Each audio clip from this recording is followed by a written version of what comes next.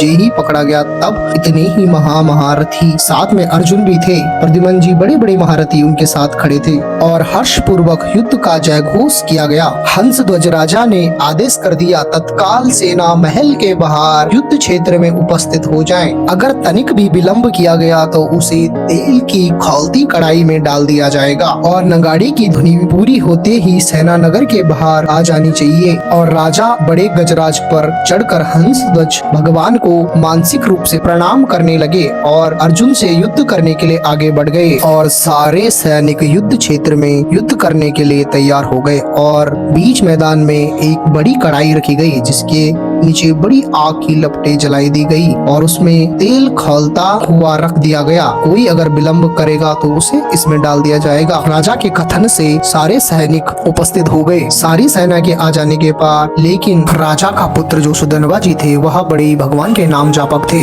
वह हर समय भगवान का नाम जाप करते रहते थे। जे ही आज्ञा हुई अस्त्र शस्त्रों से सुसज्जित हुए। पहले तो माता जी को प्रणाम किया और कहा आज हमारे जीवन का परम लाभ उपस्थित हुआ है क्योंकि आज हमें अर्जुन से युद्ध करने का मौका मिल रहा है। अर्जुन भगवान के प्रेमी हैं। आज मैं अपने युद्ध कौशल से उन्हें तृप्त करूंगा। ऐसा युद्ध क्षेत्र में ऐसा युद्ध करूंगा कि भगवान श्री कृष्ण को खुद आना पड़ेगा और हमें दर्शन देके आशीर्वाद देना होगा। परंतु हो सके आज मैं वापस ना हूँ, इसलिए मैं आपका आशीर्वाद लेने आया हूँ। माँ के आशीर्वाद देने के बाद उसकी बहन ने उसे तिलक किया और तब तक उसकी पत्नी वहाँ आ गई और उसकी पत्नी ने भी उनकी पूजा की और कहा कि आपको जलांजलि देने के लिए कोई तो होना चाहिए। और उसे अपनी बातों में उलझाने लगी और सारी बातें होकर सुधनवा जी ने पुत्र कामना के लिए तैयार हो गए और अपने कक्ष में चले गए।